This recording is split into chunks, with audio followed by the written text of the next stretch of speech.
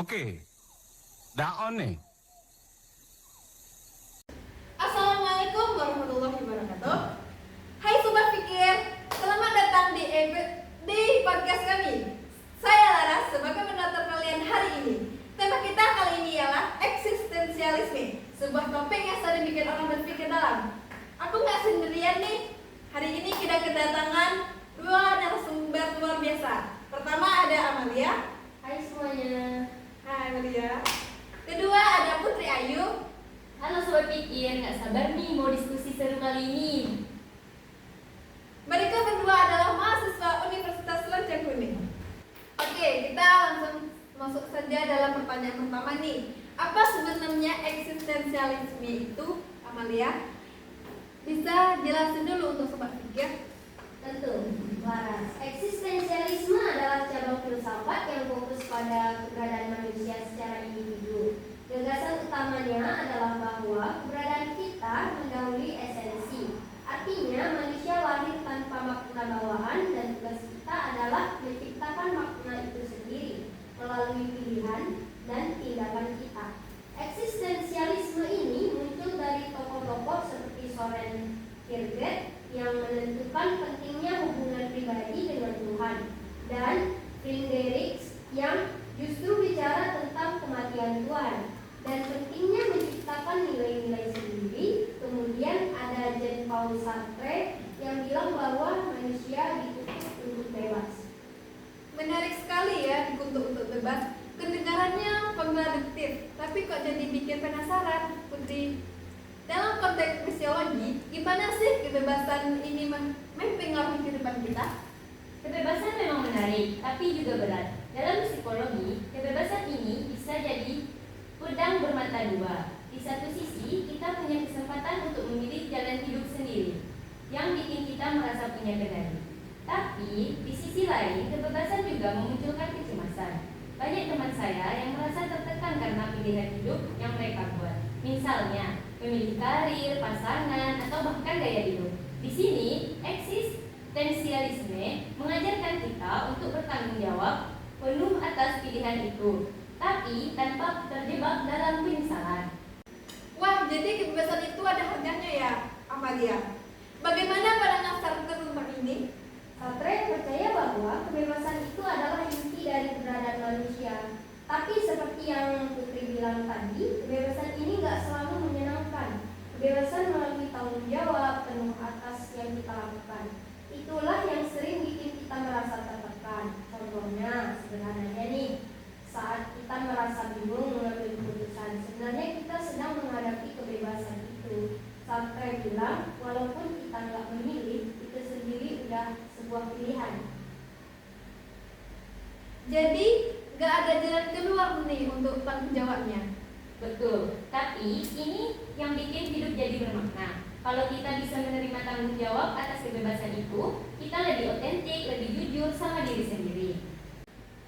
Nah, bicara soal makna, ada nggak sih tips praktis buat Sobat Pikir yang lagi cari makna hidup?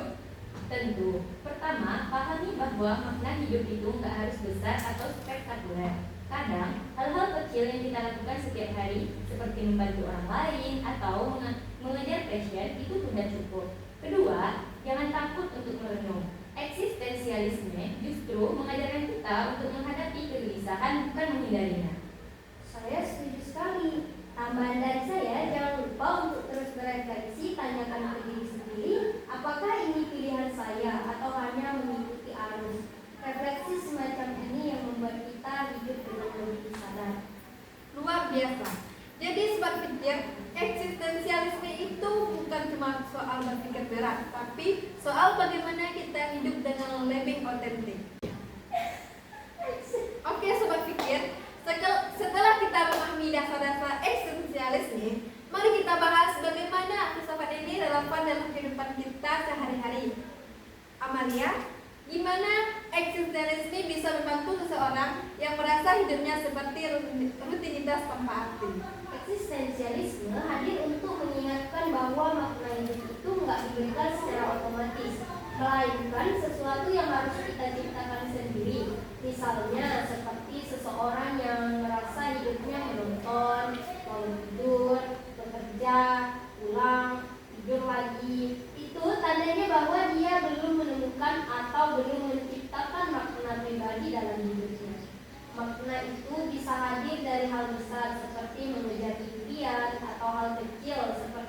menikmati waktu bersama keluarga, membaca buku, atau sekedar menikmati kopi di pagi hari. Jean-Paul Sartre mengatakan bahwa hidup itu seperti kanvas kosong dan kita sendiri pelukisnya. Menarik sekali ya, Putri. Dalam konteks hubungan sosial, gimana filsafat ini bisa diaplikasikan? Simone de Beauvoir punya pandangan yang sangat relevan soal ini. Dia percaya bahwa hubungan orang lain adalah salah satu cara kita menemukan makna. Tapi hubungan ini enggak hanya tentang mendapatkan, melainkan juga memberi. Dia menekankan bahwa kebebasan kita akan lebih bermakna jika kita juga menghargai kebebasan orang lain. Jadi, ketika kita menjalin hubungan, entah itu persahabatan, keluarga, atau cinta-cintaan, ada tanggung jawab untuk mendukung satu sama lain dalam mengejar makna hidup masing-masing. Oh, jadi makna hidup itu juga bisa ditemukan dalam konteks interaksi dengan orang lain ya. Nah, sekarang kita bahas tentang absurditas. Amalia, apa sih absurditas menurut eksistensialisme, terutama menurut Albert Camus? Absurditas adalah perasaan bahwa hidup ini seringkali tidak masuk akal dan sesuai dengan harapan kita. Misalnya, kenapa kita harus bekerja keras sementara pada akhirnya semuanya akan mati? Itu adalah salah satu pertanyaan absurd yang sering muncul. Camus mengusulkan bahwa kita menerima absurditas tetapi tetap memilih untuk hidup dengan semangat. Dia menyebut ini sebagai bentuk pemberontakan. Tetapi ini bukan pemberontakan melawan dunia atau takdir, melainkan melawan keputusan. Wah, kedengarannya seperti hidup melawan arus ya, Putri. Bagaimana absurditas ini bisa diterapkan dalam kehidupan sehari-hari? Penerapannya sederhana tapi bermakna. Ketika kita merasa bahwa hidup ini absurd, gak masuk akal, atau penuh tantangan, kita tetap bisa memilih untuk menikmati momen-momen kecil. Misalnya, ketika seseorang menghadapi kesulitan hidup, mereka tetap bisa melakukan kebahagiaan dalam hal-hal sederhana. Tertawa bersama teman, menikmati pemandangan alam, atau sekedar merasa hangat dalam pelukan orang tersayang. Camus bilang, kita harus membayangkan Sisyphus bahagia. Artinya, meskipun hidup seperti mendorong batu ke puncak, berulang kali kita bisa memilih untuk menjalani ini dengan penuh semangat. Oh, jadi meskipun hidup terasa absurd, kita tetap bisa menikmati perjalanan ya. Sobat pikir, ini pelajaran penting bagi hidup kita. Hidup nggak harus selalu masuk akal, tapi juga tetap bisa menciptakan kebahagiaan di dalamnya. Sobat pikir, kita sampai bagian terakhir diskusi kita nih. Pentingnya eksistensialisme dalam kehidupan kita. Kalau di bagian sebelumnya kita belajar tentang makna dan absurditas, sekarang kita fokus pada bagaimana filsafat ini mengingatkan kita untuk menciptakan kehidupan bermakna, bukan hanya menemukannya. Amalia, apa sih eksistensialisme jadi penting di zaman sekarang, di mana tekanan sosial dan ekspektasi begitu besar? Eksistensialisme menjadi relevan karena kita hidup di dunia yang penuh norma, ekspektasi, dan tekanan sosial. Mulai dari tuntutan untuk sukses secara finansial hingga tekanan untuk terlihat sempurna di media sosial. Dalam konteks ini, eksistensialisme mengingatkan bahwa kita harus kembali ke pertanyaan dasar, apa yang benar-benar penting bagi saya. Nietzsche pernah berkata, dia yang memiliki alasan untuk hidup mampu menghadapi hampir semua hal. Artinya, kalau kita tahu alasan dan makna hidup kita sendiri, kita bisa lebih tangguh menghadapi tantangan tersebut. Jadi, makna hidup itu seperti kompas ya, Putri. Dalam praktiknya, gimana kita bisa hidup dengan autentisitas di tengah tekanan ini? Hidup dengan autentisitas berarti kita berani menjadi diri sendiri, meskipun itu mungkin tidak sesuai dengan harapan orang lain. Caranya, pertama, kenali nilai-nilai pribadi kamu. Apa yang benar-benar penting buat kamu. Jangan hanya mengikuti arus atau standar orang lain. Kedua, akui bahwa hidup nggak selalu sempurna. Kadang kita membuat kesalahan, tapi itu bagian dari proses menjadi autentik. Eksistensialisme mengajarkan kita untuk menerima ketidaksempurnaan dan menjadikannya bagian dari cerita hidup kita. Oh, bagaimana dengan orang-orang yang masih mencari makna hidupnya? Apa pesan untuk mereka?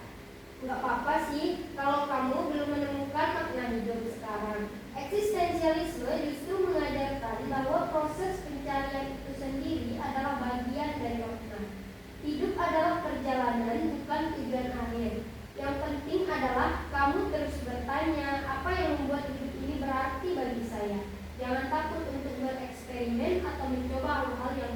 Setuju. Saya tambahkan, jangan membandingkan perjalananmu dengan orang lain.